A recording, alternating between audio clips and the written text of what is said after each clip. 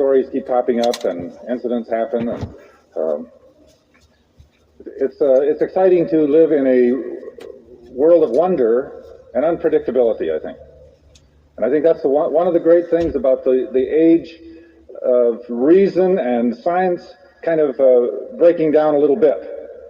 We aren't trusting totally in science because it hasn't answered all our questions.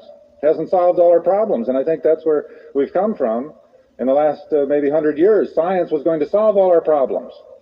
If it wasn't science, it's going to be money. If it wasn't money, it's going to be education. We keep on reaching for and thinking and hoping that something is going to come along and solve everything, fix everything. And as Christians, we really know it isn't true, but we do get caught up in the same thinking that all people do. We do. We really do. We don't step out of the conventional thinking very far. We seem to be as much into trusting science as anybody else. So it's an exciting thing to be open to angels and other wonders, because I believe then we are aware that all things are possible. That it isn't just the predictable, the material, the tangible, but there's another world. There's a spiritual world. And it's much more fun. It certainly causes more problems too. The more complex your understanding of life is, probably the more confused we get. So education and enlightenment and deepening your life by being open to this mystery or that, or thinking deeply about life, does not make life easier, unfortunately. If you want your life to be more simple, then you stop learning and you stop growing. And you just kind of go out and pump gas or something. Do something real simple. But unfortunately, the more complex and the more interesting and the more information we get about life, really, life gets a little tougher. But it gets more interesting too. It gets more exciting. It's like learning and growing in the scriptures and in the understanding of life is like travel in general. Travel, it takes a lot of work to travel. It takes putting up with discomforts. It takes putting up with uncertainty. And with me, the great uncertainty is, will the bed be long enough? Will the airplane seat be big enough for me? Really, it gives me a lot of hesitation about travel. But if you don't travel some, your world remains quite small, quite manageable in some ways. Mark Twain said, travel inevitably breaks down prejudices and discrimination, because you can't keep thinking the same when you encounter the rest of the world. Well, this is what's, I think, part of our trip into the world of angels, is that it's opening things up for us. It makes it difficult because angels appear to some people but not to everybody. And so then that gives an extra problem. Why me? Why not them? Or why them? Why not me?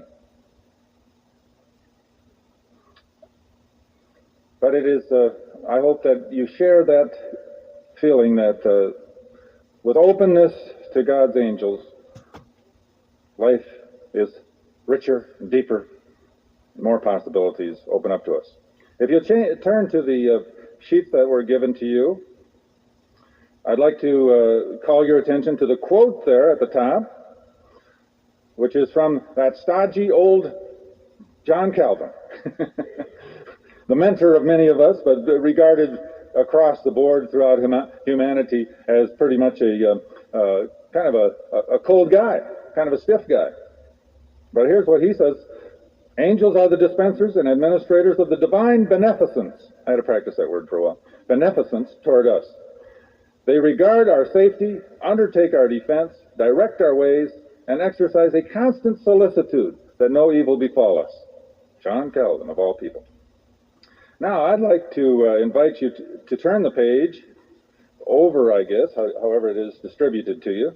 Now, turn the page to that first. This is the first edition of Angel Times, special edition. You are fortunate. You didn't even have to pay the usual 25 cents. And I like to walk through this because we're running out of time. There's a lot of interesting things I'd like to briefly call your attention to in regard to angels. And some of these are questions, and I invite you to call out the angels, the answers. I'm really getting stuck on that word. Call out the angels. Some of these we've answered in class. Number one, of all that angels have said and done, as recorded in Scripture, what brief statement stands high above everything else? He is risen. Great. Now, number two, you know there's these two political religious parties in the New Testament called the Pharisees and Sadducees. The Pharisees believed in angels. The Sadducees did not believe angels existed except in human fantasy. I guess that is why they were sad, you see?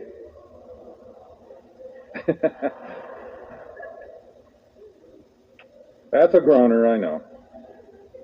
All right, number three. Which angels were described as having wings? Which ones had described by the Bible as having wings? The seraphim, right. And how many wings did they have? 6 wings. 6 wings. You can look that up in Isaiah 6, verse 2. And 2 with which to fly, 2 covered their feet. Where were the other 2? To cover their faces? Okay, 2 to cover their faces, 2 to cover their feet, and 2 to fly with. 6 wings. Okay, number 4. Where, when, and about whom is the following? And there appeared to him an angel from heaven strengthening him. Jesus, right, just before the cross.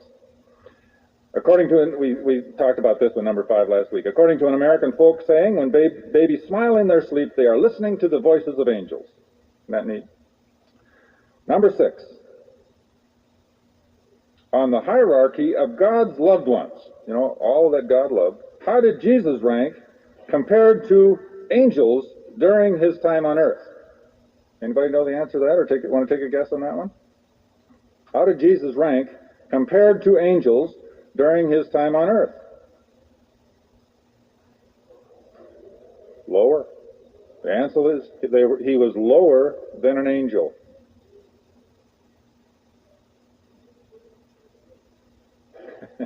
There are 2 references in Hebrews. You've been reading the Bible. That's not fair.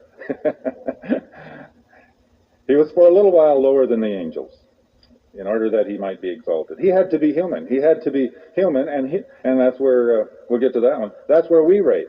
Yes, ma'am? Yeah.